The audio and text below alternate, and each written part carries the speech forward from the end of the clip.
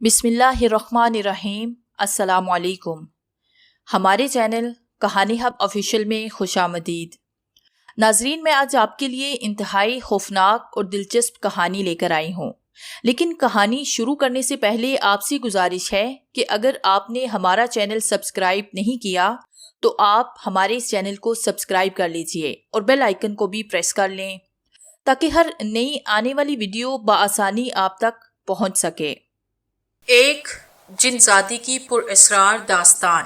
पेशे हिदमत है नावल दिनार एपिसोड नंबर 4। हुआ यूं के हस्बे साबिक याकूब ने खलीफा की खलवतें आबाद करना शुरू की। रात को वो देर तक कसरे खिलाफत में रहता। उसे खलीफा मेहदी का मुकम्मल एतमाद हासिल था। मैं उसकी निगरानी करती रही कि वो कब आता है और कब जाता है। इसके लिए मुझे इंसानी पेकर छोड़ना पड़ता। एक रात याकूब देर तक शिकार के किस्से कहता रहा। ये किस्से आधी शब तक चले और उसने खलीफा से रुखसत की इजाजत ली। खलीफा को भी किस्सों में दिलचस्पी के बावजूद नींद आने लगी। वो अपनी खाबगाह में जाने को उठ खड़ा हुआ। याकूब कसरे खिलाफत के उस हिस्से की एक इमारत से बाहर निकला जो हिस्सा खलीफा और उसके खानदान वालों के लिए महसूस था। मैंने इस अरसे में याकूब के गुलाम पर नींद तारी कर दी जो घोड़े के पास खड़ा था। याकूब आया तो मैं उसके करीब मौजूद थी, लेकिन वो मुझे देखने से कासिर था। याकूब के मामले में इतने अरसे तक मैंने इसलिए इंतजार किया कि उसे जो हादसा पेश आए गैर फितरी मालूम ना हो। गुलाम जागता होता तो घोड़े पर चढ़ने में याकूब की मदद करता, सो उसे मैंने सुला दिया। आधी रात तक इंतजार करते करते गुलाम को भी नींद आ सकती है। गर्ज के गुलाम की मदद के बगैर याकूब घोड़े पर सवार हो गया। मैंने याकूब के जहन से वहां गुलाम की मौजूदगी को महफ कर दिया। याकूब एक कीमती चादर ओढ़े हुए था। घोड़े पर चढ़कर वो चादर संभालने लगा। यही वो लम्हा था कि जब मैंने उसके घोड़े को बिदका दिया। नतीजा ये कि याकूब जमीन पर गिरा। उसके एक पैर की पिंडली टूट गई। मेरा काम खत्म हो चुका था। इस कसरे खिलाफत से निकलकर बगदाद के मगरबी हिस्से की तरफ परवास कर गई। ये बगदाद का वही मुहल्ला खरबिया था जहां मेरी सकूनत एख्तियार थी। बाबल के खंडरात की तरफ भी हमारा आना जाना लगा रहता और हम सहराओं की खाक भी छानते रहते। उस रात आरिज उसी मकान में मेरा मुंतजिर था जो मैंने मूसा बिन काब से खरीदा था और जहां दिन के वक्त सुबह से दोपहर फिर शाम से रात गए तक मरीजों का हजूम रहता था। मेरी कोशिश ये होती थी कि जो आदमजादिया इशा के वक्त मतब की हदूद में दाखिल हो जाएं उन्हें जरूर देख लूं। ऐसा ही मर्दाने में आरिज करता। बगदाद के अलावा भी अब हमारी शहरत कूफे, नजफ, करबला यहाँ तक के मोसल तक फैल गई। मरीज को तो शिफा से मतलब होता है, हाँ उसके लिए उसे दूर दराजी का सफर क्यों ना करना पड़े। फलोजा की आबादी बगदाद से ज्यादा दूर न थी, सो वहां से भी बड़ी तादाद में मरीज आने लगे थे। मैं आदमजादों की खिदमत करके खुश थी, मगर याकूब जैसे अयारों के साथ कोई रियायत नहीं करती थी। क्या हुआ ए दिनार, तुझे वापसी में आज बड़ी देर हो गई? आरिज मुझसे मुखातिब हुआ। आरिज ये नहीं पूछेगा कि काम हुआ या नहीं। ये कहते हुए मैंने तबीबा अतरूबा का इंसानी पेकर एख्तियार किया। इंसानी पेकर एख्तियार करने की एक वजह यह भी थी कि आरिज भी आदमी बना था। आदमी बनने के अलग मजे हैं जो मुझसे ज्यादा बेहतर आदमजात जान सकते हैं। मकान के जिस दलान में हम रहते थे उसमें चिराग रोशन था। वो बिस्तर जो दो बड़ी चौकियों पर बिछे थे उन्हीं में एक आरिज अल मारूफ तबीब सारम बैठा था, आदमी बना हुआ। मेरी बात के जवाब में वो कहने लगा, लगता है काम हो गया, वरना तू इस कदर खुश नजर न आती। क्या तूने वजीर याकूब को मार डाला? नहीं, मैंने इनकार में सर हिलाया। फिर बोली, तुम उसे मुर्दा ही समझो। मैंने याकूब के घोड़े को बिदकाकर पिंडली टूटने की बात आरिज को बता दिया। मगर सिर्फ पिंडली टूटने से क्या होगा ए दिनार? यही जरा जरा सी बातें तो तेरी समझ में नहीं आती आरिज। मैंने ठंडा सांस भरा। यहाँ मेरे बिस्तर पर आजा दिनार, ताकि तुझे जोर जोर से बोलना न पड़े। तुझे ये भी खबर है कि रात के वक्त सन्नाटे की वजह से आवाज दूर दूर तक सुनाई देती है। मैं उसकी बात सुनकर मुस्कुराई और अपने बिस्तर से उठते हुए बोली, मुझे अपने पास बुलाने के लिए तू इतनी लंबी कहानी क्यों सुना रहा है कि रात के वक्त आवाज दूर दूर तक जाती है? मैं उसके करीब बैठ गई। तू कुछ कह रही थी ए दिनार? तू कहने दे जब ना। इधर मैंने जो कुछ कहा उधर तू बोल उठा। کبھی کبھی تو اپنی ایسی باتوں سے مجھے بالکل بچہ لگتا ہے۔ میں نے کہا وہ تو میں ہوں، بچے سے زیادہ معصوم اور کون ہو سکتا ہے؟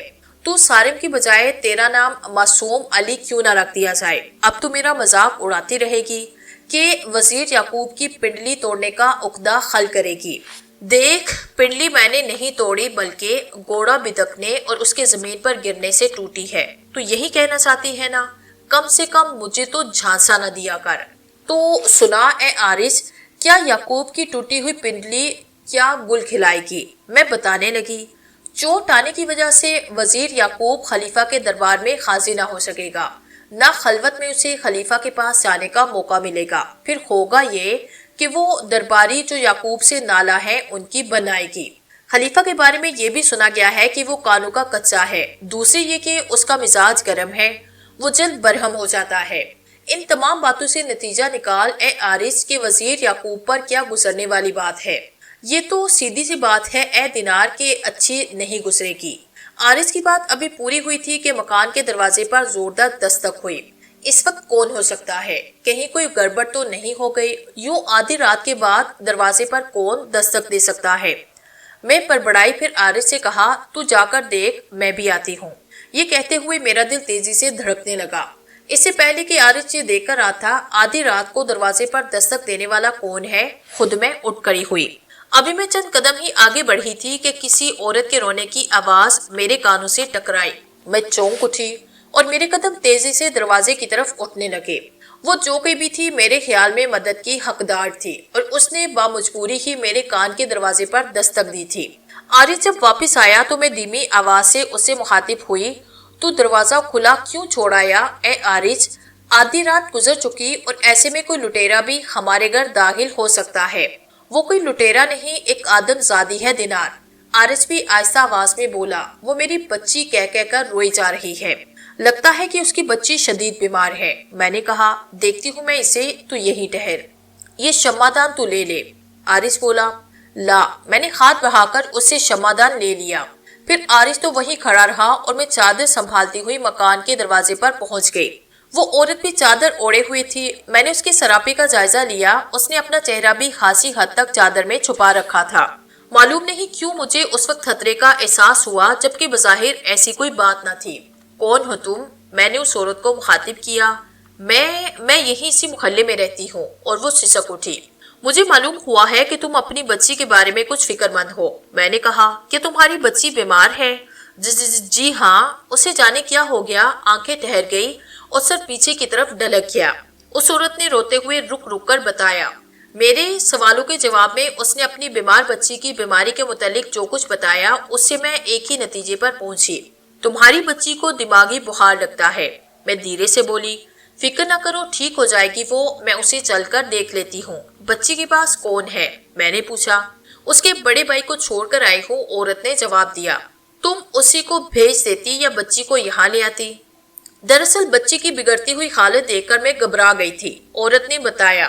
اگر میں گھبرا نہ جاتی تو اتنی رات کو یہاں دوڑی نہ آتی، نہ وقت آپ کو زحمت دی، اس پر معافی چاہتی ہوں۔ میرا بیٹا صرف 10 سال کا ہے، ورنہ اسی کو۔ میں بول اٹھی، کیا گھر میں کوئی مرد نہیں؟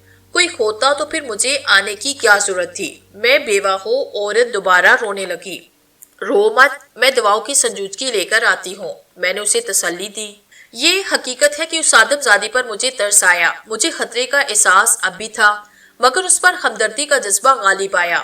میں نے یہ بھی سوچا کہ وہ قابل رحم آدم زادی بھلا مجھے کیا نقصان پہنچا سکتی ہے؟ کوئی بھی مرض رات اور دن کا پابند نہیں۔ ایک طبیبہ کی حیثیت سے مجھے اس کا تجربہ تھا۔ رات کے وقت کسی کی طبیعت خراب ہو جائے تو وہ کہاں جائے؟ ظاہر ہے کہ طبیب ہی اس کے پاس دوڑے گا یا تیماردار اسے طبیب کے پاس لے جائیں گے۔ کچھ ہی فاصلے پر عارض موجود تھا۔ میں اس تک پہنچی، اسے حقیقت احوال سے آگاہ کیا۔ تو اکیلی جائے گی اس آدم زادی کے ساتھ؟ عارض کے لہجے میں قدرے فکر مندی تھی، اس کی آواز پست ہی تھی۔ کیوں، کیا ہوا؟ تو مجھے جانتا نہیں؟ میرا نام دینار ہے، میں کسی آدم زاد کے لیے لقمہ تر نہیں ہوں۔ میں دھیمی مگر سخت آواز میں بولی، تو جا اور جلدی سے میری دواؤں کی صندوقچی لے آ۔ پھر میں نے تھوڑی دواؤں کے نام جو دماغی بخار میں سود مند ثابت ہوتی ہیں بتا کر اس سے کہا، ان دواؤں کو بھی صندوقچی میں رکھ دیجیے۔ جلدی عارض لوٹ آیا۔ اس کے ہاتھ میں دعاؤں کی سنجیدگی تھی۔ جلدی آ جائیو اے دینار، عارج مجھ سے بولا۔ میں گھومنے پھرنے نہیں جا رہی، آ جاؤں گی مریضہ بچی کو دیکھ کر۔ میں نے کہا ممکن ہے کہ اس کی طبیعت سنبھلنے تک مجھے وہاں رکنا پڑے، تجھے کھولنے کی ضرورت نہیں۔ یہ لے شمع دان اور دروازہ اندر سے بند کر لے۔ میں دروازے کی طرف بڑھی، دعاؤں کی صندوقچی اٹھائے۔ کچھ ہی دیر بعد میں نے اپنے گھر سے قدم باہر رکھا۔ خدا حافظ، عقب سے عارج کی آواز آئی۔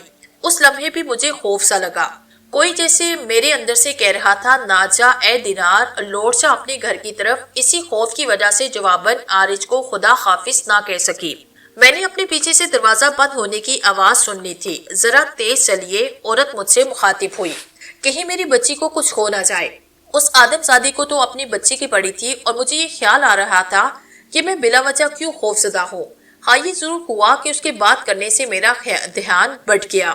میں نے اس کے ساتھ چلتے ہوئے پوچھا کتنی دور ہے تمہارا گھر؟ بس یہیں قریب ہی ہے۔ عورت نے کہا آپ کے سیبو کا باغ جہاں ہے اسی کے پیچھے ہے میرا گھر۔ میں اس پر چونک اٹھی اور بولی مگر تم تو اس طرف نہیں جا رہی، ممکن ہے رات کے وقت مجھے راستہ یاد نہ رہا ہو، آپ بتائیں کدھر چلنا ہے؟ یہ تم کیسی فضول باتیں کر رہی ہو کہ تمہیں اپنا گھر ہی یاد نہیں؟ میری آواز میں قدرے سختی آئی۔ اور یہ بتاؤ تمہیں میرے سیبو کے باغ کا کس طرح پتہ چلا؟ سبھی کو خبر ہے کہ وہ باغ آپ کا ہے، مجھے آپ کے ایک خادم سے یہ بات معلوم ہوئی تھی۔ اس عورت نے گویا مطمئن کر دیا۔ تو کیا تم میری ٹو میں رہتی ہو؟ نہیں، آپ کو شاید اندازہ نہیں کہ پورے بغداد میں آپ کس قدر مشہور ہیں۔ شہرت یافتہ لوگوں کے بارے میں سبھی جاننا چاہتے ہیں۔ آپ میری طرف سے بدگمان مت ہوں۔ چلو مان لیتی ہوں تمہاری بات، لیکن میرے دماغ کے پیچھے تو کوئی عمارت نہیں۔ میں نے بحث کی۔ تو نہ ہوگی، میں کیا کروں؟ اچانک اس عورت کا لہجہ بدل گیا۔ کیا مطلب؟ مجھے غصہ آیا۔ تم کیا مجھے بے وقوف سمجھ رہی ہو؟ تو کیا تم خود کو عقل مند سمجھتی ہو اے دینار؟ دینار؟ میں چکرا کے رہ گئی۔ میرے ذہن میں خطرے کی گھنٹیاں بجنے لگی۔ فوری طور پر مجھے یہی سوچی کہ فرار ہو جاؤں۔ اس کے لیے مجھے انسانی پیکر چھوڑنا پڑتا۔ خطرہ میرے سامنے آ چکا تھا، پوری اپنی شدت کے ساتھ۔ کیوں؟ کیا تم میری زبان سے اپنا نام سن کر ڈر گئی؟ وہ خطرناک عورت مجھ سے کہنے لگی۔ خوف کی شدید لہر میرے پورے وجود کو لرزا کر گزر چکی تھی اور اب میری فطری قوت مدافعت جاگ اٹھی تھی۔ خطرے کے وقت وہ آدم ذات ہوں کہ جن ذات غیر ارادی طور پر اپنی جان بچانے کی کوشش کرتے ہیں۔ اس کی عموماً دو صورتیں ہوتی ہیں، پہلے یہ کہ فرار ہو جایا جائے، دوسری صورت یہ کہ خطرے کا جم کر مقابلہ کیا جائے۔ میں نے یکے بعد دیگرے ان دونوں ہی تدبیروں پر عمل کیا۔ جب میں نے انسانی پیکر سے نکلنا چاہا تو وہ خطرناک و پر اسرار عورت زور سے ہنسی۔ سننے درار، اے سردار اعظم کی بے وقوف بیٹی، میں نے تجھے اس انسانی پیکر میں قید کر دیا ہے، تو لاکھ کوشش کرے اس قالب سے نہیں نکل سکتی۔ اس پر اسرار عورت نے جو کچھ کہا درست ثابت ہوا۔ اب یہ واضح ہو چکا تھا کہ مجھے میرے گھر سے باہر نکالنے کے لیے اس عورت نے اپنی بچی کی بیماری کا ڈھونگ رچایا تھا۔ اس کا ایک سبب یہ بھی ممکن تھا کہ مجھے عارج کی مدد حاصل نہ رہے۔ میرے لیے سب سے زیادہ تشویشناک بات یہ تھی کہ وہ پر اسرار عورت، وہ آدم زادی میری جان کے در پہ ہو گئی۔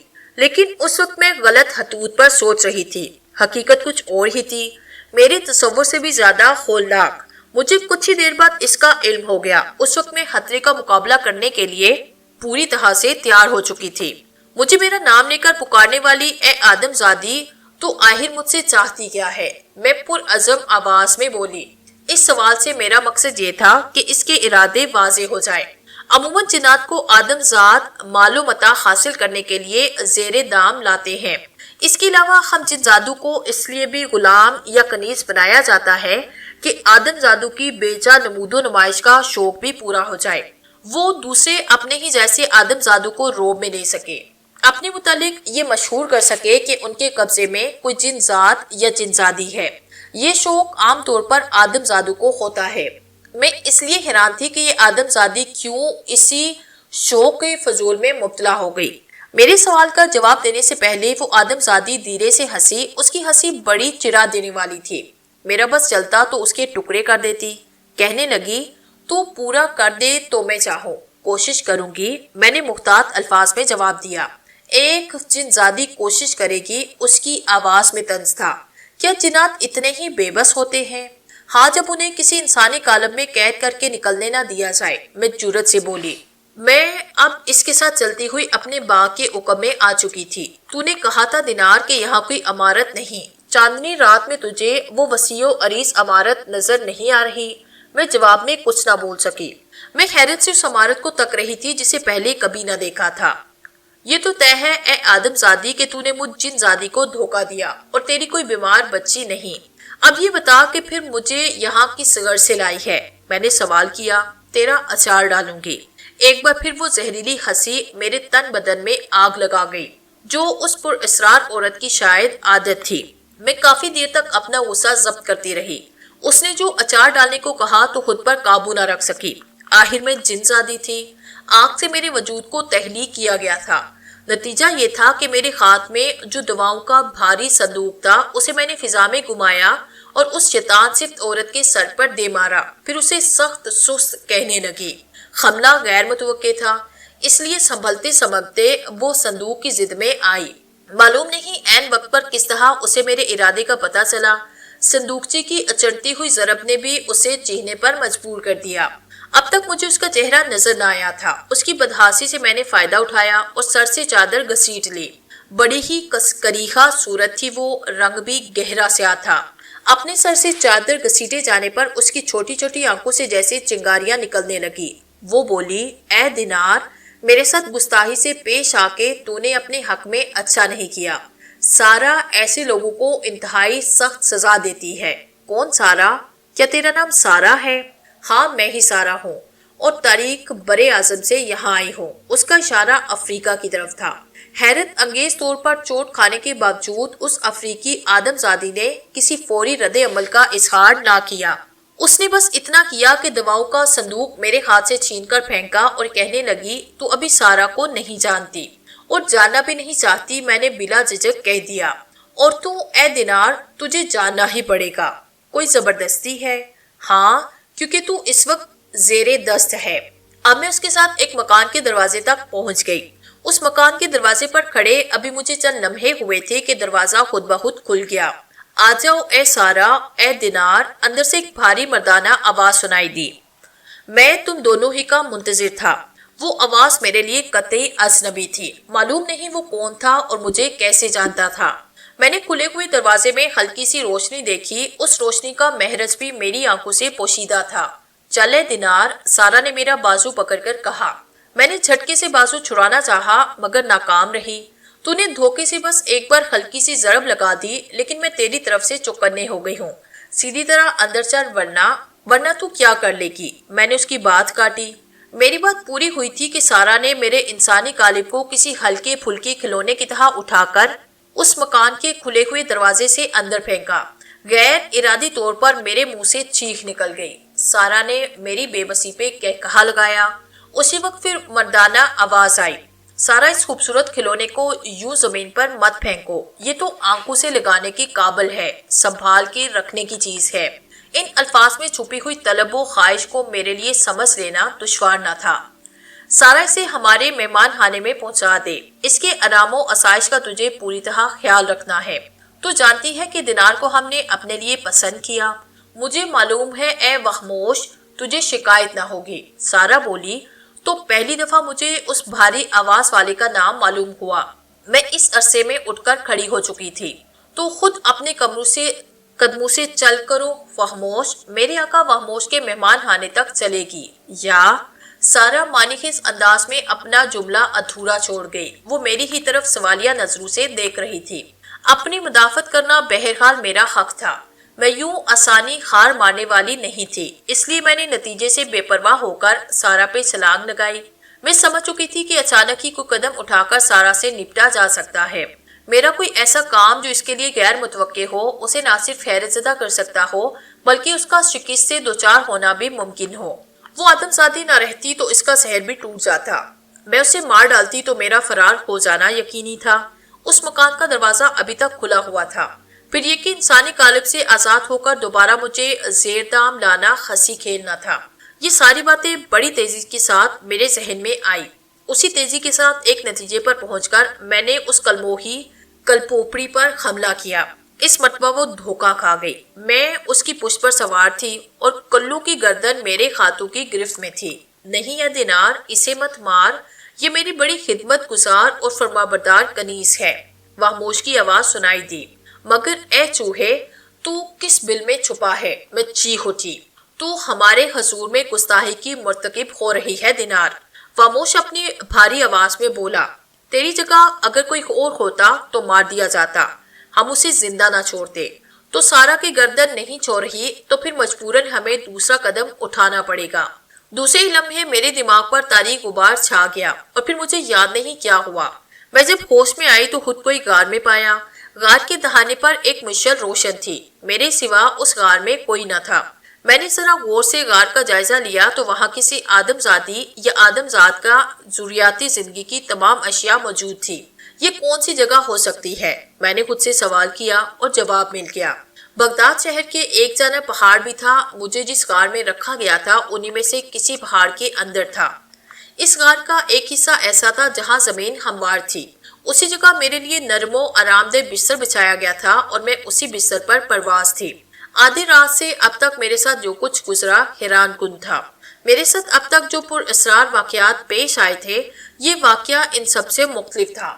آدھی رات کو میرے مکان کے دروازے پر دستک ہونا، ایک آدم زادی کا آنا اور اپنی بیمار بچی کو دکھانے کے بہانے مجھے اپنے ساتھ لے جانا اور پھر یہ جھوٹ ثابت ہونا۔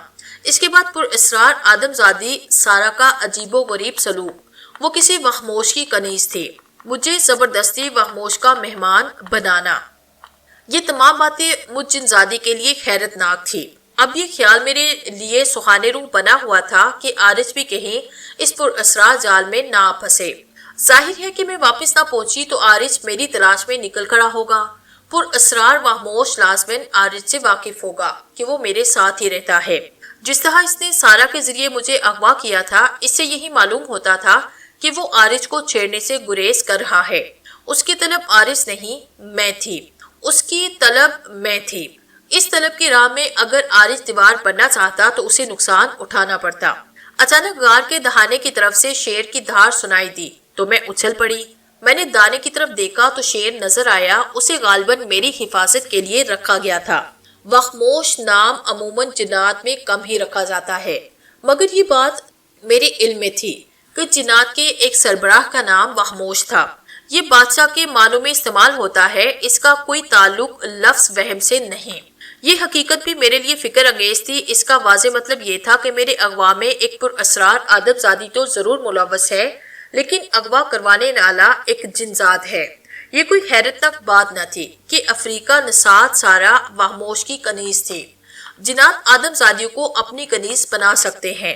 بہت سی آدم زادیاں خود یہ تمنا کرتی ہیں کہ کوئی جن ان پر عاشق ہو جائے، اس طرح وہ خود کو دوسری آدم زادیوں سے ممتاز و منفرد ثابت کر دیتی ہیں۔ اپنے عاشق جن کے ذریعے بے موسم کا پھل منگوانا، مال و زر کے ڈھیر لگوانا، نیز دولت مند بن جانا وغیرہ۔ خاص طور پر وہ آدم زادیاں جن کا تعلق پسماندہ غریب طبقے سے ہوتا ہے، ایسے خواب ضرور دیکھتی ہیں۔ ان کی محرومیاں ہی انہیں ایسے خواب دکھاتی ہیں۔ سارا کا تعلق کس طبقے سے تھا، میں بے خبر تھی۔ مجھے اپنے سلسلے میں فکر لاحق تھی، کیونکہ میں آدم زادی نہیں جن زادی تھی۔ میں جان دے دیتی لیکن وحموش کی کنیز بننے پر آمادہ نہ ہوتی۔ بستر سے اٹھ کر میں نے اس غار کا جائزہ لیا تو مجھ پر ایک اور حقیقت واضح ہوئی۔ مجھے ایک جانب درار دکھائی دی، وہ درار اتنی چوڑی تھی کہ آسانی کے ساتھ اس سے گزرا جا سکتا۔ میں اس میں داخل ہو کر ایک اور غار میں پہنچی۔ غار کا وہ ایک سلسلہ تھا، مگر چوتھے غار میں گھستے ہی میرے قدم رک گئے۔ وہاں میں نے مستن پر قدیم عربی لباس زیب تن کیے متوسط عمر کے ایک فرد کو دیکھا۔ اے دینار، مجھے یقین تھا کہ تو چین سے نہ بیٹھے گی۔ وہ مجھ سے کہنے لگا، یہاں اس غار تک تیرا پہنچ جانا میرے لیے غیر متوقع نہیں۔ دیکھ، تیری خاطر وحموش نے بھی انسانی قالب اپنایا، تو ہی وحموش ہے، میری ہی طرح تیرا تعلق بھی جنات سے ہے۔ میں بول اٹھی، ہاں میں بھی جنات میں سے ہوں، مگر تجھ میں اور مجھ میں فرق ہے۔ اور خیر چھوڑ، یہ بتا کہ تیرے عشق میں مبتلا وہ نوجوان جنزاد عارج تو تیرا پیچھا نہیں کرے گا؟ اس نے اپنی محسوس بھاری آواز میں پوچھا۔ تو عارج کو کیسے جانتا ہے؟ میں نے پوچھا۔ عارج پر خاک ڈال دینار، یہ پوچھ میں تجھے کس طرح اور کب سے جانتا ہوں؟ اس کے پتلے پتلے ہونٹوں پر شیطانی مسکراہٹ ناچنے لگی۔ اس کا چہرہ گول اور آنکھیں بڑی تھی۔ रंग सुर्ख सफेद था, चेहरा बिल्कुल गोल होना गैर फितरती बात थी। इसी से मैंने कयास किया कि वो अहले ईमान में से नहीं। आलिम सोना ने मुझे ये बात बताई थी कि ऐसे जिन्नात जो राह रास्त पर ना हो, जब इंसानी पेकर अपनाते हैं तो इसमें कोई ना कोई गैर फितरी बात आ जाती है। फिर इससे कबल के मैं कोई सवाल करती, वो कहने लगा, ए दिनार, मुझे तेरे बारे में क्या क्या खबर है, ये बातें बाद में होती रहेंगी। तो फिलहाल ये बता कि मुझसे निकाह करेगी। खामोश के इस सवाल पर मेरा पूरा वजूद भिन्न उठा। मेरे दिमाग में छनाके होने लगे। मैं तुझे अपने मुतल्लिक धोखे में नहीं रखूंगा दिनार, वो फिर बोलने लगा। मैं मुसलमान न सही, अहले किताब में से जरूर हूँ। तुझे भी यकीनन खबर होगी कि अहले किताब से निकाह जायज है। क्या बकवास कर रहा है तू? मैं बिगड़ गई। इसमें बकवास की क्या बात है ए दिनार? एक जिन का किसी जिनजादी से निकाह करना कोई ऐब तो नहीं, वो डटाई से बोला। यूं भी मेरी उम्र ज्यादा नहीं, सिर्फ 2000 साल है। शर्म कर कि तुझे मेरे मुकाबले में बूढ़ा ही कहा जाएगा। तेरी उम्र मेरे से दुगनी है। तो क्या हुआ, उम्र का फर्क निकाह में खारिज नहीं होता। वो बदसूर शैतानियत पर आमादा था। कुछ देर के बाद कहने लगा, मैं यहूदी हूँ, इस रसूल का मानने वाला कि जिससे खुदावंद हम कलाम हुआ था, वो रसूल के जिसकी परवरिश फिरौन के घर में हुई, और वो मूसा के जिसने दुनिया को नेकी और भलाई का पैगाम दिया। मगर क्या तेरे मजहब में किसी के साथ जबरदस्ती निकाह का लेने को जायज समझा जाता है? मैंने बहस की।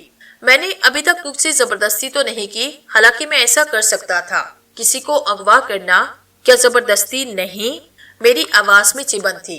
लेकिन ये देख कि मैंने तेरी रजामंदी चाही, मैं इसलिए तुझसे कह रहा था, मुझसे निकाह कर ले ए दिनार। निकाह करना तो दूर की बात, मैं तेरे मुंह पे थूकना भी नहीं चाहती, फिर पछताएगी। ये तो तुझे आने वाला वक्त बताएगा कि कौन पछताता है, तू या मैं बोली। इस गलत फहमी में ना रहना दिनार कि तू यहाँ से फरार हो सकती है, या वो तेरा आशिक आरिज तुझे यहाँ से निकाल कर ले सकता है। सुन, यहाँ आने का रास्ता तो है, जाने का नहीं। सारा तुझसे मिलते रहेगी, जब भी तू निकाह पर राजी हो जाए उससे कह देना। शादी के मामले में हर दो फरीक की रजामंदी का मैं कायल नहीं। तेरे साथ तो मैं अपने दिल के हाथों मजबूर होकर रियायत कर रहा हूँ। चांदनी रात में जब पहली बार मैंने सहरा की वसतों में तेरे वजूद की खुशबू को महसूस किया, तेरी खुशबू से मैं महक उठा। अब तुझे क्या बताऊं ए दिनार, ये बातें उस वक्त अच्छी मालूम होंगी जब तू मेरी बीवी बन जाएगी। इन अल्फाज के साथ ही मसन खाली हो गई। खामोश इंसानी कालब तर्क करके गायब हो चुका था, और वहां मैं हैरान परेशान खड़ी रह गई। फिर गारों के सिलसिले में बहुत देर तक भटक कर इसी पहले गार में वापस आई जहां होश आया था। मैं बिस्तर पर बैठकर खबीस खामोश की बातों पर गौर करते करते चौंक उठी। उसने कहा था कि पहली बार मुझे चांदनी रात में महसूस किया था। सहरा और चांदनी रात, मैं सोचने लगी। बसरे से बगदाद की तरफ लौटते हुए बरसों पहले एक वाकया पेश आया था। खलीफा मंसूर का अहद था, और उसके चचा ईसा बिन मूसा ने एक खूबसूरत कनीज फायजा महकमा नजारत के निगरां मूसा बिन काब के तोहफे में भेजी थी। ये वही ईसा है जो खलीफा अल मंसूर का चचा और खिलाफत का दावेदार था। इसका जिक्र मेरी सरगुज़िश्त में तफसील के साथ आ चुका है। ईसा उन दिनों हाकिम कूफा था, और इस्तेहवानी चेहरे वाला बूढ़ा सुलेमान इसका दस्ते राज था। फायजा को बूढ़े से उसी ने अगवा कराया। उसे बूढ़े सुलेमान के मुतालिक आलिम सोमा ने काफिर होने का शुबा जाहिर किया। मैंने सोचा खामोश उसका असल नाम भी हो सकता है। मजीद ये कि वो बहरहाल अहले ईमान में से नहीं था, इसलिए इंसानी कालब एख्तियार करते हुए उसकी शक्ल बिगड़ गई। इस्तेहानी चेहरा गोल चेहरे में कैसे बदल गया? ये सवाल आदम जादू के जहनों में तो आ सकता है, हम जिन जादू के जहनों में नहीं। हम कोई भी इंसानी कालिब अपना सकते हैं। वक्त और मौका महल की मुनासबत से हम अपने इंसानी चेहरे बदलने पर कादिर हैं। अगर बूढ़े सुलेमान ने भी ऐसा किया तो बात से हैरत नहीं। इस्तेमानी चेहरे वाला बूढ़ा सुलेमान सोचते सोचते मैं बड़बड़ाने लगी। तूने आखिर मुझे पहचान लिया ए दिनार, मैं वही बूढ़ा सुलेमान हूँ। देख वो इंसानी कालिब। ये कहते ही बूढ़ा सुलेमान इंसानी कालिब में जाहिर हुआ। यकीनन वो मेरी नजरों से ओझल होकर मेरी नकलो हरकत की निगरानी कर रहा था। उसने अपनी बात जारी रखते हुए मजीद कहा, ए दिनार, तेरी जहानत ही ने तो मुझे तेरा गर्विदा बनाया। मैं इसी वजह से तो तुझे हमेशा के लिए अपना लेना चाहता हूँ। मेरी और भी बीवियां हैं, मगर यकीन कर अगर तू भी मेरी बीवी बन गई तो सिक्का तेरा ही चलेगा। तू ही मेरी सबसे लाडली बीवी होगी। सुनने दिनार, मैंने बरसों से ये कोशिश की कि तुझे भुला दूं, मगर नाकाम रहा। تیرے وجود کی خوشبو ہی ایسی ہے جو دیوانہ بنا دے۔ میں تجھے بھول جانے ہی کی خاطر بغداد سے قاہرہ چلا گیا۔ فرعین کے وطن مصر میں بھی میرا جینا لگا اور دوبارہ عراق لوٹ آیا۔ کیا تجھے اب بھی میرے عشق کی صداقت کا یقین نہیں آیا دینار؟ بولی نہ، خاموش کیوں بیٹھی ہے؟ دینار، تو میرا ایک ایسا خواب ہے جس کی تعبیر میں ضرور حاصل کروں گا۔ اے خبیث لانتی بوڑھے، تیری یہ ناپاک خواہش کبھی پوری نہ ہوگی۔ میں کوئی آدم زادی نہیں، جن زادی ہوں۔ میں فائزہ نہیں، دینار ہوں۔ جانتا ہوں میں کہ تو بڑی قیمتی ہے، اس لیے تو تیری آرزو کی ہے۔ وہ بے حیائی سے ہنس دیا۔ اس نے خبیث اور لعنتی کہے جانے کا قطعی برا نہیں مانا اور نہ غصے میں آیا۔ تو بڑا ہی بے غیرت ہے اے وحموش، میں نے اسے مزید برا بلا کہا۔ تو جیسی جن زادی کو اپنی بیوی بنانے کی خاطر اگر گالیاں بھی کھانی پڑی تو مجھے منظور ہے یہ سودا۔ میرا پارا چڑھنے لگا۔ غالباً اس نے بھی یہ بات محسوس کر لی اور میرے پاس سے چلا گیا۔ کسی آدم ذات کے لیے تو کسی جن ذات یا جنیا کا نام معلوم کرنا مشکل ہو سکتا ہے، مگر ہم جنات کے ساتھ ایسا نہیں۔ اگر واموش نے میرا نام جان لیا تو اس پر مجھے حیرت نہ تھی۔ میرے لیے تو حیرت کا مقام یہ تھا کہ عرصہ دراز گزر جانے کے باوجود استعمانی چہرے والا بوڑھا سلیمان یا واموش مجھے بھولا نہیں تھا۔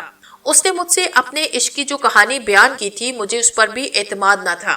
وہ میرے حصول کی خاطر کوئی بھی کہانی سنا سکتا تھا۔ اس کے بارے میں ایک بات البتہ طے تھی کہ وہ عام جنات سے کہیں زیادہ پر اسرار قوتوں کا مالک تھا۔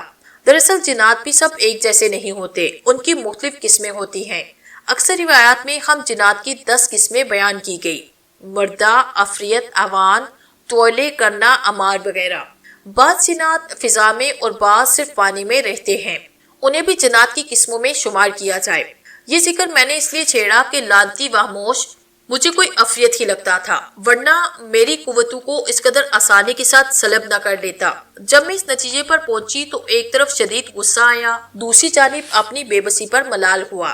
ذہنی تھکن سی محسوس ہوئی تو میں بستر پر لیٹی اور آنکھیں بند کر لی۔ سو جا اے دینار، سو جا، اس طرح تیرے اعصاب کو سکون ملے گا۔ یہ نسوانی آواز سارا کی تھی۔ وہ منحوس سیاہ فام آدم زادی نہ جانے کب میرے غار میں آ مری تھی۔ تو کون ہوتی ہے مجھے مشورہ دینے والی؟ دفع ہو جا یہاں سے، میں نے سارا کو کھڑی کھڑی سنائی۔ اس کی چڑھانے والی ہنسی غار میں گھسنے لگی۔ تجھے بچا لیا تیرے آقا وحموش نے، ورنہ تم میری خاتون سے مر جاتی۔ یہ خسرت لے کر جانے کتنی آدم زادیاں اور جن زادیاں موت کی نیند سو چکی ہیں۔ ممکن ہے تو بھی میری خاتون ماری جائے، میں تجھ پر اس لیے ہرگز رحم نہیں کروں گی کہ تو میرے آقا کی پسند ہے، سارا سخت آواز میں بولی۔ اور اگر اس پر تیرے آقا نے تجھے الٹا لٹکا دیا پھر؟ میں نے بھی اسے چڑھایا۔ پاگل ہے تو، وہ ہنستی۔ میرے آقا نے تجھ پر مجھے پورا اختیار دیا کہ تجھے سیدھی راہ پر لانے کے لیے تیرے ساتھ جو چاہے سلوک کروں۔ تو شاید اس طرح مجھ سے گلا دبانے کا انتقام لینا چاہتی ہے سے تیرا کیا مطلب؟ اے دینار، میں تو جب چاہوں تیرے انسانی قالب کی دھجیاں بکھیر سکتی ہوں۔ اے سارا، بڑا بول نہ بول، ورنہ میری باری آئی تو تجھے کہیں امان نہ ملے گا۔ میں نے شرافت کا ثبوت دیتے ہوئے تجھے سو جانے کا مشورہ دیا تھا، مگر تو بگڑ رہی، اب نتیجہ بھگت۔ سارا کے بھدے سیاہ ہونٹوں کو میں نے تیزی سے حرکت کرتے دیکھا۔ یقیناً مجھے تکلیف پہنچانے کی غرض سے وہ کوئی شیطانی عمل پڑھنے میں مصروف تھی۔ میرے لیے اسے روکنا ناممکن تھا۔ میں نے اپنے دل کو تسلی دی، اللہ مالک ہے، جو ہوگا دیکھا جائے گا۔ اگر تکلیف اٹھانا ہی تقدیر کر دیا گیا ہے تو پھر کون روک سکتا ہے؟ میں بستر پر لیٹی رہی۔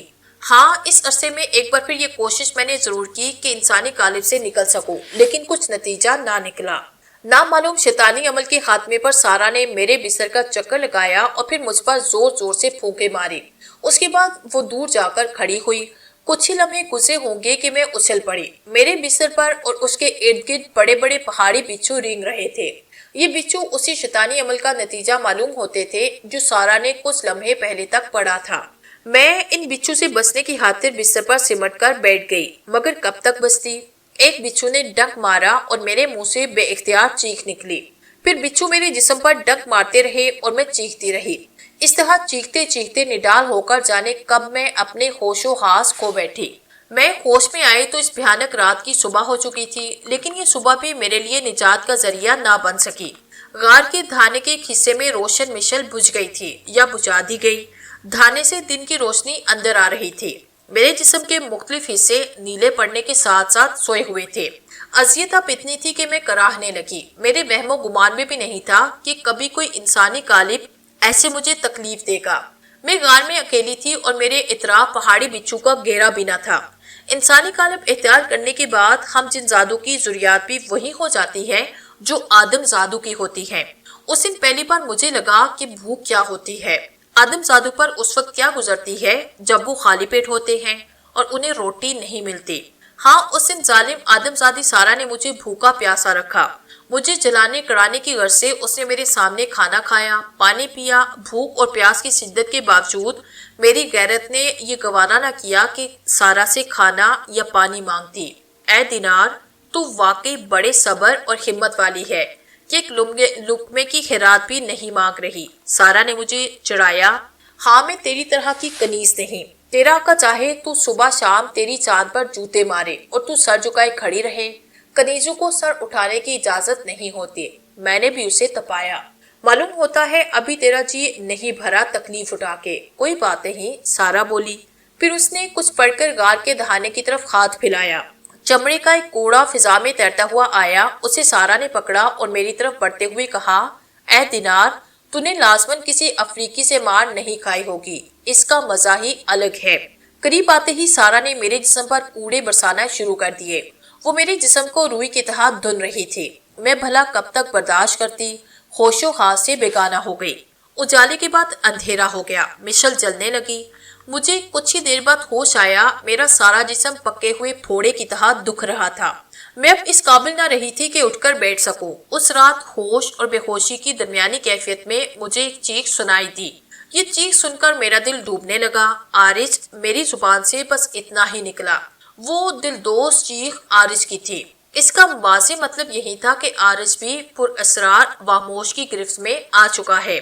اس احساس نے میری تکلیف کو بڑھا دیا۔ میرے لیے سمجھنا مشکل نہ ہوا کہ عارج کس طرح زیر دام آیا۔ مجھے پہلی بار یہ معلوم ہوا کہ میں عارج سے کتنی شدید محبت کرتی ہوں۔ ایک تڑپ، ایک اضطراب نے میرے وجود کو اپنی لپیٹ میں لے لیا۔ پھر پے در پہ عارج کی چیخیں سنائی دینے لگی۔ اس پر یقیناً تشدد کیا جا رہا تھا اور اس کا سبب مجھ سے اس کا تعلق ہی ہو سکتا تھا۔ واموش رقابت میں اس کی جان بھی لے سکتا ہے۔ اس خیال نے مجھے بے چین کیا۔ عارج کو واموش نے پہلے نظر انداز کیا، لیکن اب معاملہ مختلف نوعیت اختیار کر گیا تھا۔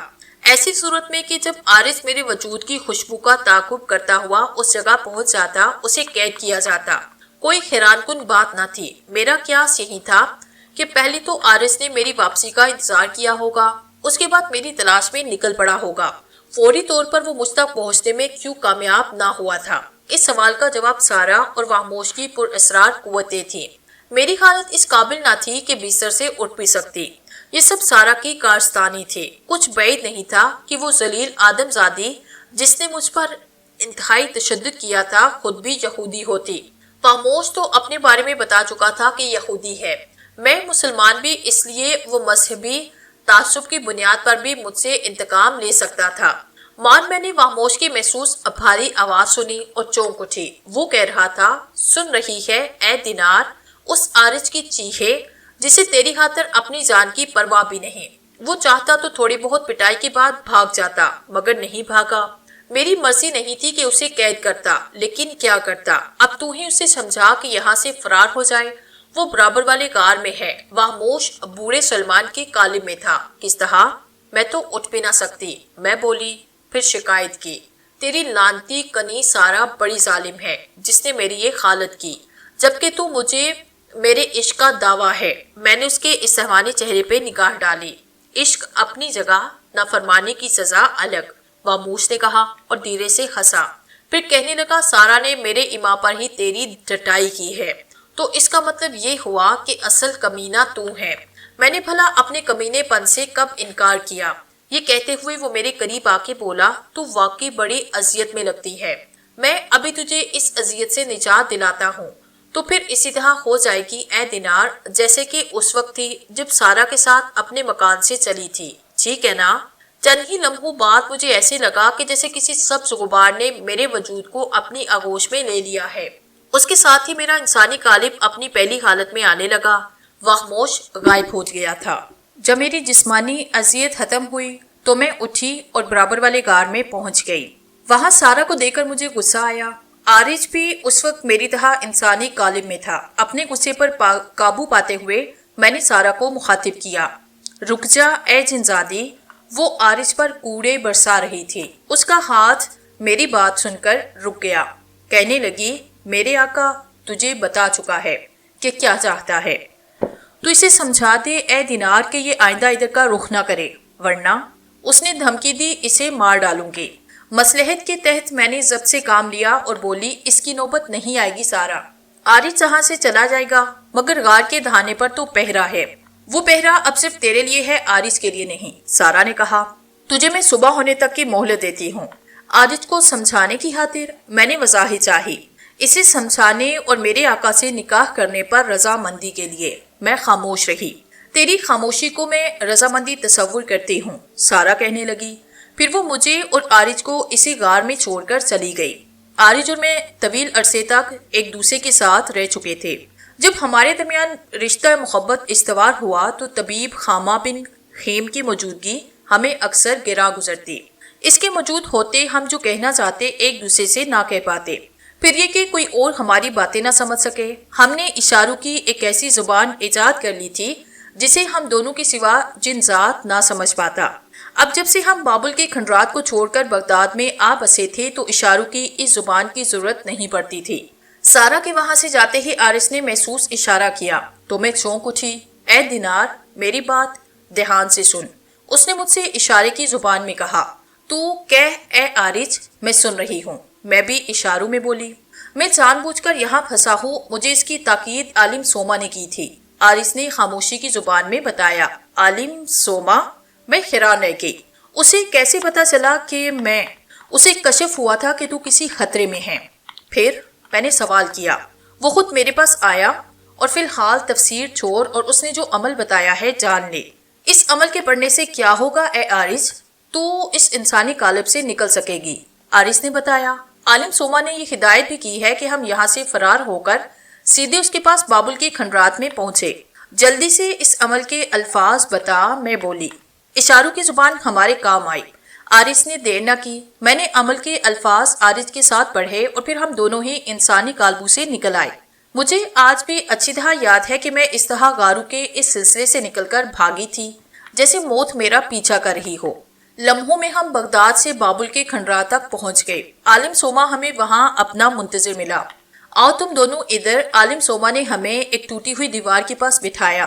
اے دینار، عالم سوما مجھ سے مخاطب ہوا، فوری طور پر یہ ضروری ہے کہ تجھے اس عفریت کی نظروں سے چھپا دیا جائے۔ عارج کو بھی اب اس کے سامنے نہیں آنا چاہیے۔ عالم سوما نے یہ کہہ کر ہمارے گرد ایک حصار کھینچ دیا۔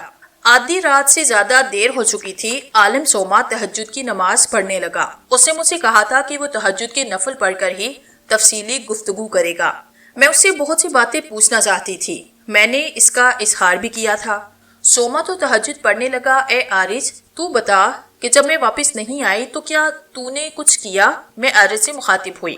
جب تو نہ لوٹی تو میں نے بغداد کا ایک ایک گوشہ چھان مارا مگر ناکامی ہوئی۔ دوسرے دن بعد نماز مغرب عالم سوما میرے پاس آیا اور جیسا کہ میں تجھے بتا بھی چکا ہوں، اسے کشف ہوا تھا کہ تو خطرے میں ہے۔ عارج نے تفصیل سے میری بات کا جواب دیا۔ سوما نے ہی مجھے بتایا کہ تو کہاں ہے، اس نے اپنے علم کے ذریعے تیرا پتہ چلا لیا تھا۔ اس کی تاکید پر میں غاروں کے سلسلے میں داخل ہونے کی کوشش کرنے لگا۔ سوما اس سے پہلے مجھے عمل کے الفاظ بتا چکا تھا۔ غاروں کے باہر موجود پہرے دار جنات نے کئی بار مجھے بھگا دیا مگر میں نہ مانا اور آخرکار تجھے قید کر لیا گیا۔ میں نے عارج کی پوری بات کر ڈالی۔ ہاں، میں یہی چاہتا تھا تاکہ تو ملے تو تجھے علم کے الفاظ بتا سکوں، لیکن تیری ملاقات نہ ہوتی تو؟ میں نے سوال کیا۔ اس عفریت نے جب تجھے سارا کے ذریعے اغوا کرایا تو اسے تیرے بارے میں سب کچھ پتا ہوگا، یہ بھی کہ ہم دونوں ایک دوسرے کو چاہتے ہیں۔ ایسی صورت میں تجھ سے ملاقات تو ہونا ہی تھی، مجھے قید کر کے تجھے ضرور آگاہ کیا جاتا، اور یہی ہوا نا۔ عارج سے میں اس وقت تک باتیں کرتی رہی جب تک سوما نے تہجد کے نفل نہ پڑھ لیے۔ مجھے جس بات کا خوف تھا وہی ہوا دینار۔ عالم سوما مجھ سے کہنے لگا۔ کیسا خوف؟ یہ کہ بغداد میں کہیں وہ عفریت تیرے پیچھے نہ لگ جائے جسے تو نے بصرہ سے واپسی میں دیکھا تھا۔ میں نے پہلے ہی سوچا تھا کہ وہ کافر جن زاد ہوگا، مگر جب کشف ہوا تو اس کی حقیقت کھل گئی۔ سوما نے بتایا، مجھے ڈر ہے کہ وہ تجھے آسانی سے برداشت نہیں کرے گا۔ عالم سوما کو فکر مند دیکھ کر میں بھی تشویش میں مبتلا ہو گئی۔ میں وہ تکلیف و اذیت نہیں بھولی تھی جس سے مجھے گزرنا پڑا تھا۔ اسی بنا پر میں نے سوما سے معلوم کیا، تو ہی بتا کہ ہم کریں کیا اے سوما؟ کچھ عرصے کے لیے اس عفریت کی نظروں سے غائب ہو جاؤ تم دونوں۔ عالم سوما بولا، یہاں ان کھنڈرات میں تمہیں اس وقت تک کوئی خطرہ نہیں جب تک حفاظتی حصار میں ہو۔ لیکن یہ تو کوئی بات نہ ہوئی کہ ہم یہاں قید ہو کے رہ جائیں، میں نے کہا۔ اس کے علاوہ ایک اور صورت ہے، مگر عارض کو بھی 40 دن تک وہی عمل کرنا پڑے گا جو تو کر چکی ہے اے دینار، دوسرے زمانوں اور جہانوں میں جانے کا عمل۔ مگر اس سے کیا حاصل؟ ہم جس لمحے ماضی یا مستقبل کے سفر پر روانہ ہوں گے، واپسی اسی لمحے ہوگی۔ میں نے اعتراض کیا، ہم تیرے کہنے کے مطابق طویل عرصے اس عفریت کی نظروں سے کس طرح اوجھل رہیں گے؟ اس مسئلے کا بھی ایک حل ہے۔ عالم سوما نے میری آس بندھائی۔ میں اسی لمحے واپس نہ آؤں بلکہ اپنی مرضی کے مطابق زمانے اور وقت کا تعین کر سکوں، اس کے لیے مجھے 11 دن تک ایک عمل کرنا تھا۔ اس عمل سے متعلق سوما نے یہ بھی بتایا کہ میں خاموش تماشائی کے بجائے کسی بھی عہد میں فعال کردار ادا کر سکوں گی۔ میں یہ سن کر فوراً وہ 9 تو 11 روزے عمل کرنے پر آمادہ ہو گئی۔ پھر بھی اے دینار، تجھے انتظار کرنا پڑے گا، سوما نے کہا۔ کس کا انتظار؟ وقت گزرنے کا، سوما نے کہا۔ عارض کو بھی تو یہاں خطرے کا سامنا ہے، سو یوں 51 روز ہوئے، یعنی یوں سمجھ کے 1 ماہ اور 21 روز۔ 11 روز والا عمل بھی عارض کو کرنا پڑے گا۔ طے یہ پایا کہ آئندہ رات سے عارض پہلے 40 پھر 11 روز والا عمل کرے گا۔ اس عرصے میں ہم دونوں کو حفاظتی حصار میں رہنا تھا۔ عالم سوما نے اگلے دن صبح یہ بندوبست کر دیا کہ بغداد سے ہماری غیر حاضری کے سبب حلقے خدا کو پریشانی نہ ہو۔ 2 جنات انسانی قالب میں میرے مطلب پہنچے۔ انہوں نے میرا اور عارض کا روپ اختیار کر رکھا تھا۔ ان میں سے ایک طبیب سارم اور دوسرا طبیبہ اتروبہ بنا۔ یہاں میں بتاتی چلوں کہ جنوں کی ایک صفت یہ بھی ہے کہ وہ عورت بن سکتے ہیں۔ غرض کے ان دونوں جن زادوں نے خدام کا حساب کرنے کے ساتھ یہ اعلان بھی کیا کہ طبیب و طبیبہ کچھ عرصے کے لیے مصر جا رہے ہیں۔ اب مصر سے ان کی واپسی ہی پر مطلب کھلے گا۔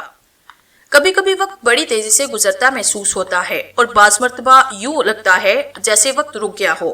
عارض، اگر تو نے بھی میری طرح 40 دن والا عمل میرے ساتھ پہلے کر لیا ہوتا تو اتنا وقت نہ لگتا۔ میں نے کہا، چل اب چھوڑ اے دینار، جو ہوا سو ہوا، مجھے تو یہ خوشی ہے کہ ہم کسی اور زمانے میں بھی ساتھ رہیں گے۔ عارض بولا، پھر پوچھا، مستقبل میں چلنے کا ارادہ ہے یا ماضی میں؟ میں نے مستقبل کے ایک تاجدار بابر کو اپنے بیٹے ہمایوں کے لیے جان دیتے دیکھا تھا۔ عارض، چل ہم ہمایوں کے زمانے میں چلتے ہیں، میں دیکھو تو صحیح کہ اس نے اپنے عظیم باپ کا نام روشن کیا یا ڈبو دیا۔ اور سن، تم اس زمانے کے کسی نوجوان کے جسم میں داخل ہو جاؤ اور میں کوئی نوجوان آدم زادی کی تلاش کروں گی۔ میں اس آدم زادی کے جسم میں رہوں گی۔ مگر دینار، یہ یاد رکھو کہ انسانی قالب اختیار کا لینے پر بھی ہم آدم زادوں کی طرح ایک دوسرے سے مل سکیں۔ ہم نے پوری طرح مستقبل کی منصوبہ بندی کی اور مغل تاجدار ہمایوں کے عہد میں پہنچ گئے۔ وہ رات کا وقت تھا۔ پھر عارض نے پہل کی۔ اس نے ایک نوجوان کے جسم پر قبضہ کیا۔ میں کنیز دل آرام کے جسم میں پہنچ گئی، جو مغل دربار کے ایک اہم عہدے دار خان زمان کے حرم میں تھی۔ اس کا سبب وہ نوجوان شاہم بیگ تھا، عارض نے جس کے جسم کو رہنے کے لیے پسند کیا تھا۔ یہ تفصیلی ذکر آگے آئے گا۔ واقعات کے تسلسل کی خاطر میں پہلے شاہم بیگ کا ذکر کروں گی۔ عارض کو ساتھ لے کر میں 164 ہجری کے عراق سے چلی اور 943 ہجری کے ہندوستان میں پہنچی۔ یہ سینکڑوں صدیوں یعنی 780 سال کا سفر تھا جو ایک لمحے میں طے ہوا۔ پہلے بھی ایک بار مجھے تجربہ ہو چکا تھا، تب میں اور اب میں فرق صرف یہ تھا کہ اس وقت میں محض خاموش تماشائی تھی اور تنہا یہ سفر کیا تھا۔ اب صورتحال دوسری تھی۔ اس کا ایک سبب تو عارض تھا اور دوسری بڑی وجہ وہ 11 روز کا عمل تھا، جس کی وجہ سے مجھے مزید پر اسرار قوتیں حاصل ہو گئی تھی۔ مجھے عارض انتہائی خوفزدہ سا معلوم ہوا۔ تمہاری وجود میں سنسناہٹ ہو رہی ہے نا؟ میں نے عارض سے کہا۔ ہاں دینار، پہلے تو کبھی ایسا نہ ہوا، عارض ڈری ہوئی آواز میں بولا۔ کبھی تو نے اتنا طویل سفر نہیں کیا، چند لمحے بعد یہ کیفیت ختم ہو جائے گی، میں نے عارض کو سمجھایا۔ عارض نے خود پر قابو پایا۔ ہم دونوں نے ایک ساتھ سفر شروع کیا تھا، اس لیے یکساں کیفیت سے ہمکنار تھے۔ میرے وجود کی سنسناہٹ تھی تو میں نے عارض کی طرف دیکھا۔ ہم جنات اس وقت تک ایک دوسرے کو دیکھنے پر قادر ہوتے ہیں جب تک اندھیرے کی چادر نہ اوڑھ لے۔ عارض میرے سوال طلب نظروں کے جواب میں بولا، اب میں ٹھیک ہوں، لیکن یہ جگہ تو عجیب ہے، یہاں کیا صحرا نہیں ہے؟ پہلی بات تو اپنے دماغ میں یہ بٹھا لے عارض کہ یہ عراق نہیں، ہندوستان ہے۔ ہم جس زمانے میں یہاں آئے ہیں وہ صدیوں پیچھے رہ گیا۔ یہ وہ دوسری بات ہے جو تجھے یاد رکھنی ہے۔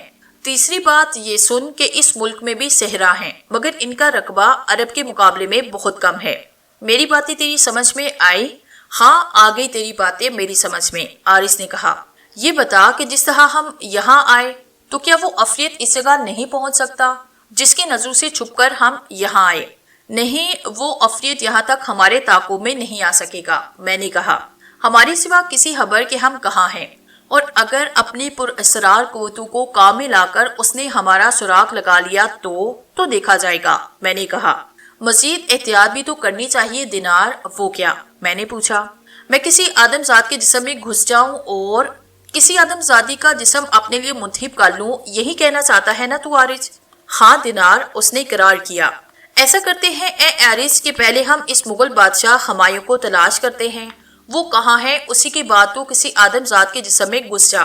رہا میرا معاملہ تو ضروری نہیں کہ فوری طور پر میں بھی ایسا ہی کروں، تو پھر دینار تو کہاں رہے گی؟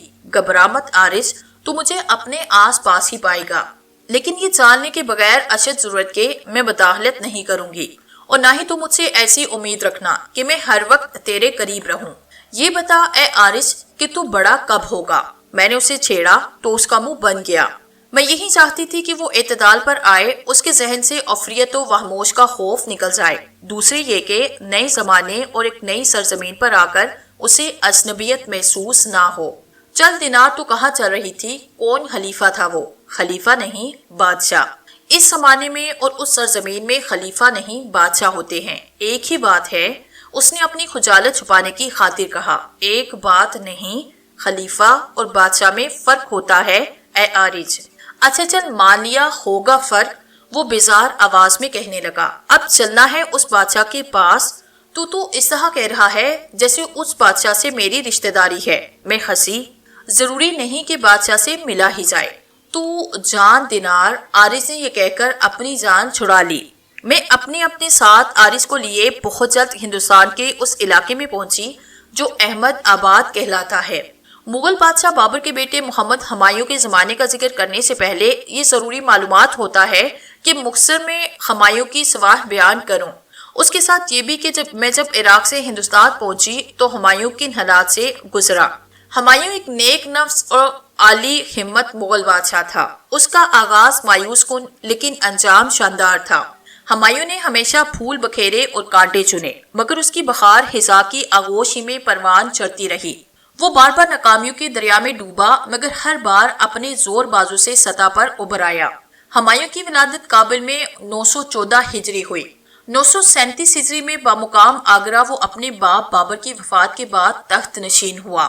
وہ بڑا با اخلاق اور باذوق بادشاہ تھا، البتہ عیش و نشاط سے اسے خاص شغف رہتا۔ غلام اور کنیزیں خریدنا، ان کی ذہانت و لیاقت کے مطابق سلوک کرنا بھی ہمایوں کا ایک وصف تھا۔ اس کے علاوہ وہ اپنے خادموں کو بھی ان کی خدمت کا صلہ دینے میں بخل سے کام نہیں لیتا۔ کسی بادشاہ کا خادم خاص ہونا بڑے مرتبے کی بات سمجھی جاتی تھی۔ تخت نشینی کے بعد ہمایوں نے اپنے بھائیوں کے ساتھ بڑا عادلانہ سلوک کیا۔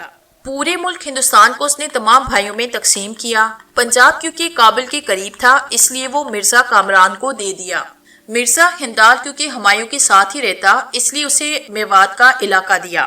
ابتدائی حکومت ہی سے ان بھائیوں نے اپنے بڑے بھائی ہمایوں کی مخالفت شروع کر دی اور شیر شاہ کے ساتھ ربط ضبط بڑھانے لگے، جو بعد میں شیر شاہ سوری کے نام سے جانا پہچانا گیا۔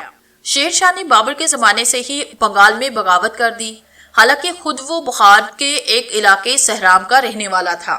مرزا کامران کو بابر کے زمانے سے ہی سرہند، کندھار اور ان کے توابات کی حکومت مل گئی تھی۔ ہمایوں نے ان میں پشاور، لغمان کا بھی اضافہ کیا۔ اس ضمن میں ابھی فرمان و احکام تیاری ہو ہی رہے تھے کہ معلوم ہوا مرزا کامران باپ کی تعزیت اور بھائی کی تخت نشینی کی مبارکباد دینے کا بہانہ کر کے کابل سے نکل گیا ہے اور مذکورہ علاقوں کے پروانے روانہ کر دیے۔ ناچار مرزا کامران واپس ہوا، مگر بعد میں اس نے کسی موقع پر بھائی کی مخالفت ترک نہ کی۔ قلعہ بیانہ میں نواز خان شاہی خاندان کے افراد کو سزائیں دینے پر مقرر تھا۔ نواز خان کو جب پتہ چلا کہ اسے کن دو افراد کی آنکھوں میں سلائیاں پھیرنی ہیں تو وہ وہاں پہ پہنچ گیا۔ ایک طرف حکمران وقت مغل تاجدار ہمایوں کا حکم تھا، دوسری جانب یہ لالچ کہ ہر دو افراد میں سے اگر کوئی ہمایوں کی جگہ تخت نشین ہوا تو عیش ہو جائیں گے۔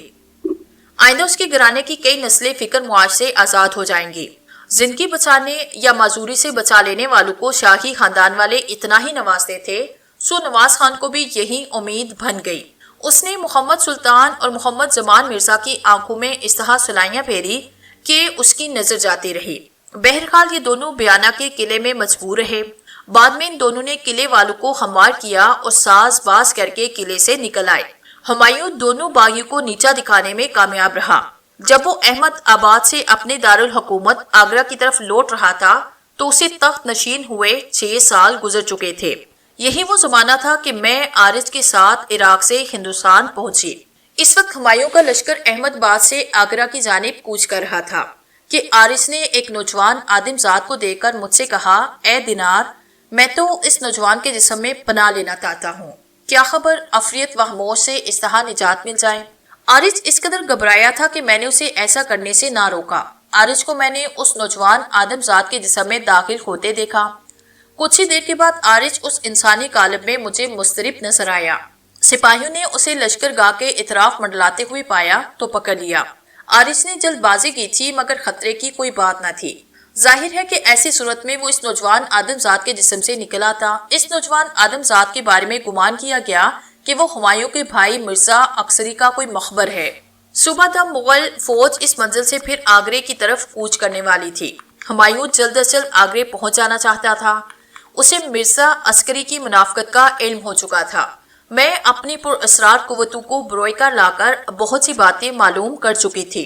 اس وقت حالات کچھ ایسے ہی تھے کہ ہر شخص کو شک و شبہ کی نظر سے دیکھا جا رہا تھا۔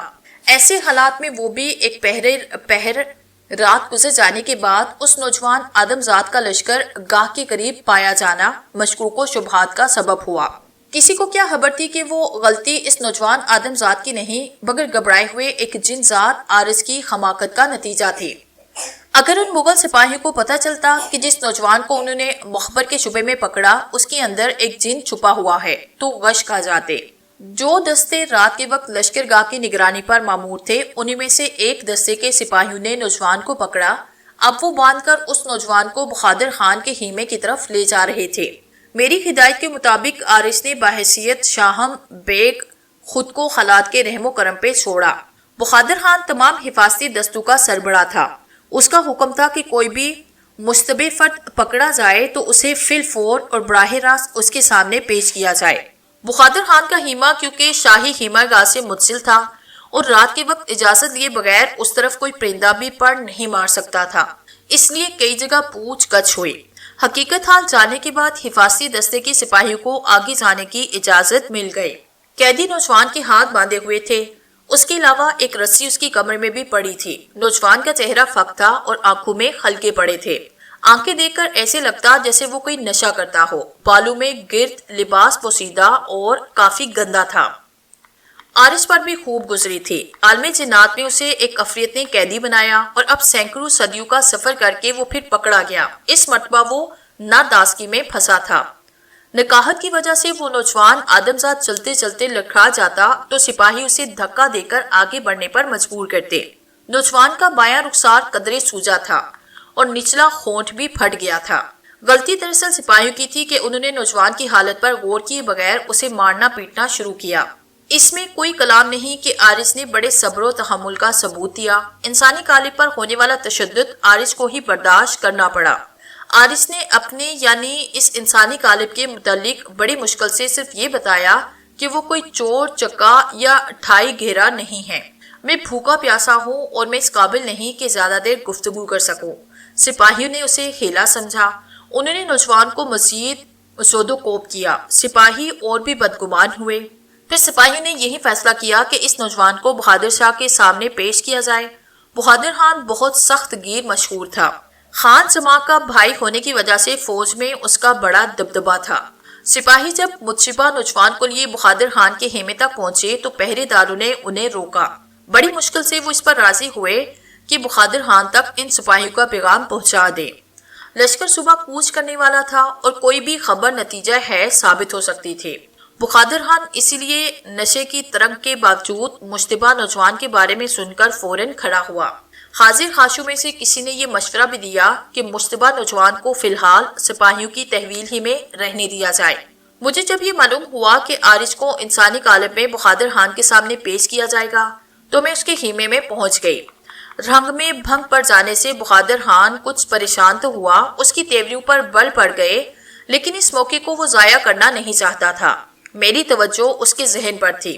وہ سوچ رہا تھا کہ اگر نوجوان واقعی مرزا عسکری کا مخبر ہے تو اس سے بہت کچھ پتہ کیا جا سکتا ہے۔ خان زمان ہمیشہ اسے لڑتاڑتا رہتا کہ وہ ہاتھ پہ ہاتھ دڑے بیٹھا رہتا ہے اور کوئی ایسا کام نہیں کرتا کہ خان زمان کی عزت اور وقار میں اضافہ ہو۔ میں جو باتیں بیان کر رہی ہوں مجھے بہادر خان کے ذہن پر توجہ دینے سے معلوم ہوئی۔ خان زمان کی خواہش تھی کہ وہ خود جس طرح ترقی کرتا ہوا اعلیٰ منصب تک پہنچا، اس کا بھائی بھی اس طرح ترقی کرے۔ اس نوجوان کے متعلق جانے کیوں اسے یہ محسوس ہوا کہ شاید اس پر تقدیر اس پر مہربان ہو گئی ہے۔ وہ اس لیے خیمے کے بیرونی حصے میں پہنچا اور پہرے داروں کو حکم دیا کہ سپاہیوں کو حاضر کیا جائے۔ سپاہی اس بے خان نوجوان آدم زاد کو لے کر خیمے میں داخل ہوئے۔ انہوں نے نوجوان کو دھکا دے کر آگے بڑھایا اور خود مدت پیچھے کھڑے ہو گئے۔ بہادر خان کے حکم پر سپاہی الٹے قدموں خیمے سے باہر گئے۔ اب خیمے کے بیرونی حصے میں بہادر خان اور اس نوجوان کے سوا کوئی نہ تھا۔ خیمے کے اندرونی حصے میں بھی خاموشی چھا گئی تھی۔ غالباً حاضر باشو نے معاملے کی نوعیت کا اندازہ کیا۔ خیمے کے در پہ جو مسلح پہرےدار کھڑے تھے وہ ابھی ایک جگہ کھڑے ہو گئے۔ ان کے قدموں کی چاپ سنائی نہیں دے رہی تھی۔ انسانی قالب میں عارض سر جھکائے بہادر خان کے سامنے کھڑا تھا۔ میں چاہتی تو بہادر خان کی بہادری کا بھرم لمحے بھر میں توڑ دیتی۔ اس کا نشہ ہرن کرنا بھی میرے لیے معمولی بات تھی، مگر میں نے صبر کیا۔ بہادر خان عارض کے قریب پہنچا، پھر بھی عارض کی حالت میں کوئی تغیر نہ ہوا۔ عارض نے جو انسانی قالب اپنایا تھا انتہائی خراب و خستہ حالت میں تھا۔ ایسے لگتا تھا جیسے وہ اب زیادہ اپنے پیروں پر کھڑا نہ رہ سکے گا۔ بہادر خان نوجوان آدم زاد کی کیفیت سمجھ گیا، یہ جاننے کے لیے کہ اس نے صحیح قیاس کیا ہے اور یہ کہ نوجوان مکر نہیں کر رہا۔ وہ آگے بڑھا۔